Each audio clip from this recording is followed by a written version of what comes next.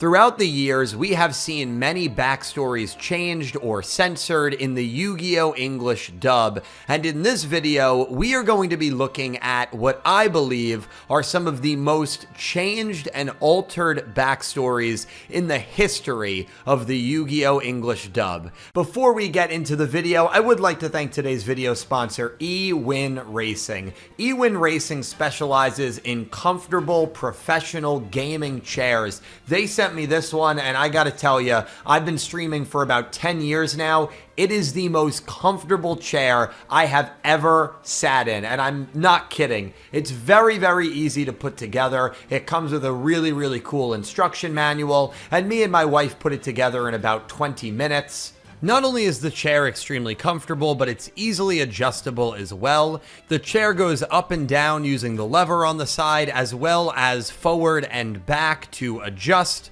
to your most comfortable height and desired back location. It's got magnets for the headrest, so you just do that and it magnetizes, which is really, really cool. Comes with a nice lumbar cushion as well. It's of course adjustable for the back, it's adjustable for the height, and it's ultimately just a really, really comfortable chair. I'm someone who usually sits in like Staples office chairs when doing these streams, and I certainly have back issues at the young age of 31, and I have a feeling if I had a chair like this, I probably would have been a lot better off. I have the link to these chairs down below in the description. If you're in the market for a gaming chair, go with eWin Racing. Can't say enough positive things. Huge thanks to them for sponsoring this video, and even my dog Liza absolutely loves it. Hello everyone, it's Dylan from Yu-Gi-Oh! Everything, and welcome back to another Yu-Gi-Oh! Video. So I am doing a watch-along right now where I have been watching Yu-Gi-Oh! Duel Monsters subbed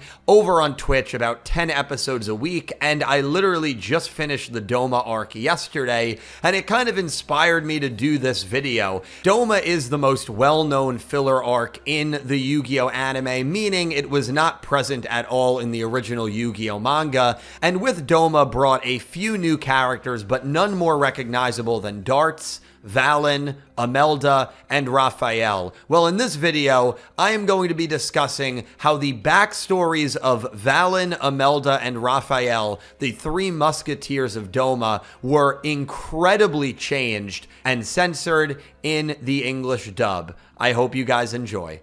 I thought about how I wanted to discuss these, and I'm actually going to do these by what I felt were the least changed to most changed, and so we are going to start with Rafael. Don't get me wrong, all three of these characters had their backstories completely altered in the English dub, but I think Rafael's is the least changed of all three.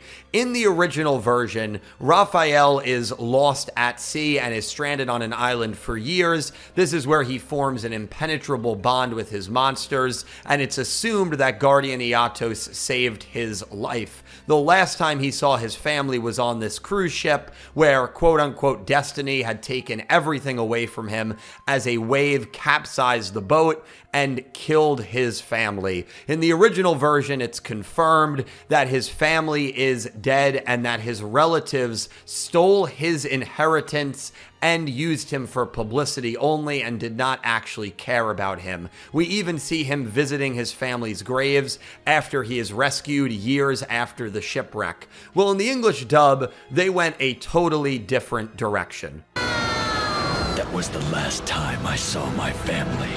And unlike the outside world Pharaoh, there was no one on that deserted island who could walk out on me like my family did.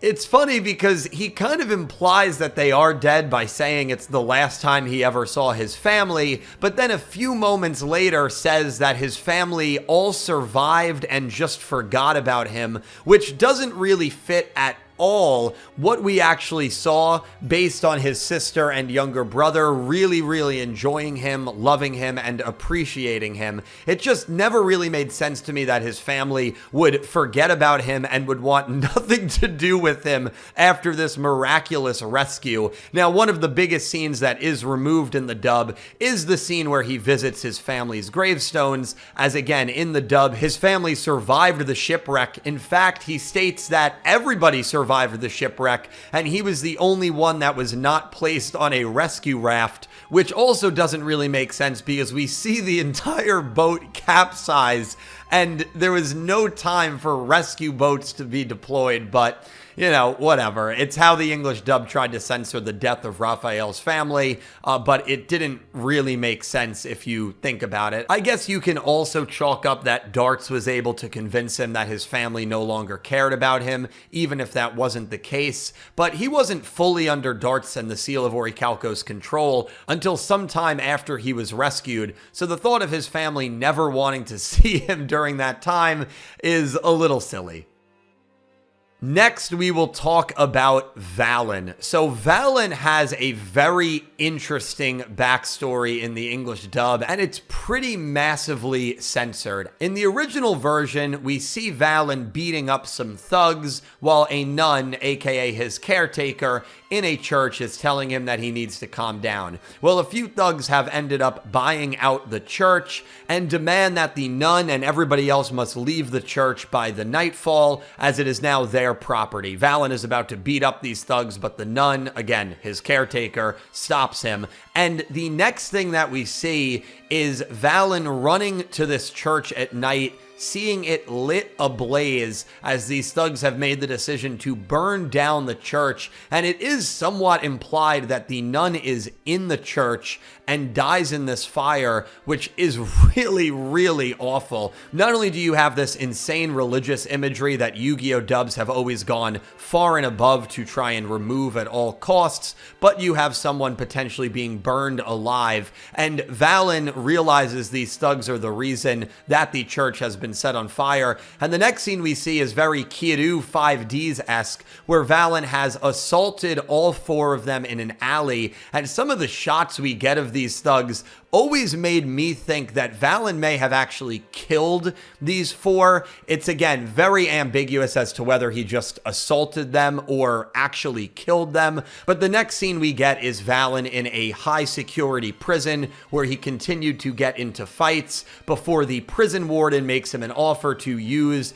the Seal of Orichalcos and become a dueling soldier for Darts. Now, in the English dub, all of the church stuff, the nun, the thugs, all of it is removed. Valon's backstory begins with him just getting into fights in what is not a prison, but rather a juvenile detention center. And we hear that this is like the 10th detention center that Valon has been in, and the leader of the detention center offers him a way out, which is again through the Seal of Orichalcos deck and through dueling. But any references to the prison, all of the church stuff is completely removed, and Valon's backstory is certainly very, very changed in the dub.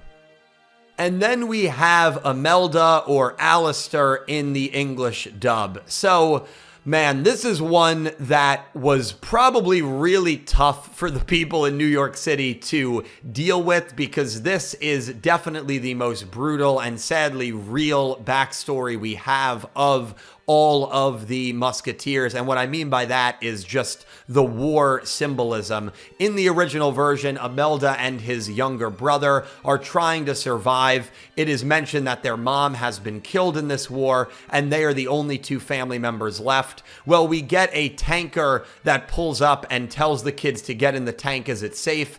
As Amelda's younger brother gets in the tank, he drops his mom's pendant. Amelda runs over to retrieve the pendant, and as Amelda does, the tanker is blown up, and Amelda's younger brother is killed right in front of him. It is an incredibly tragic and sad moment. Amelda is in shock and obviously has insane amounts of hatred towards Kaiba Corporation, as they were the ones that really funded this war, and Gozaburo Kaiba, as we know, was a weapons dealer. Now, in the English dub, this is heavily changed. A lot of the scenes, even in the Kaiba and Amelda rematch duel, have the war imagery removed. Anytime we saw like bullet shells or bullet casings, those scenes were completely scrapped. And in the English dub, the mom of the two youngsters has been taken.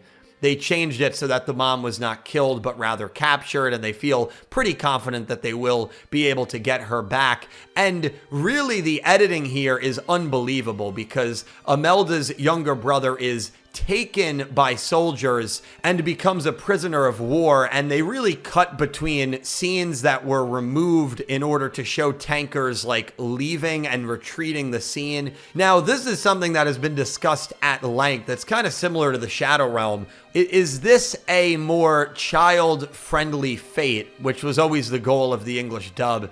I really don't know. I think it probably was, but I've seen a lot of people argue the contrary, where being a prisoner of war is almost worse than just having the concrete knowledge of knowing somebody has passed away. But man, there's not really a win-win here. And even in the English dub censorship attempt, what happens to Amelda in Amelda's past is incredibly tragic, incredibly sad. But I do believe that this is the most censored and changed backstory between all of the Doma Musketeers. But honestly, all of them have their backstories very, very much changed in the English dub. Ladies and gentlemen, that wraps it up. I think the Doma arc is certainly an interesting one. I've always been kind of mixed on it. I love Rafael as a character. I really love the Musketeers. Darts is honestly one of the bigger issues I have with Doma, and, you know, we didn't really spend too much time talking about Darts. But one thing for sure, when you look at how changed the backstories were of all the Musketeers in the English dub, I do believe that these are some of the most changed and censored backstories in the history of the entire Yu-Gi-Oh! Anime franchise. Let me know if you think I missed anything. Let me know your thoughts on these characters, and if you think there were some backstories of characters from other shows, or maybe even DM, that were just as changed as these three were. Thank you all so much for watching. Huge thank you to eWin Racing for sponsoring the video. I'll talk to you in the comments, and I hope you have an amazing day. Take care, guys.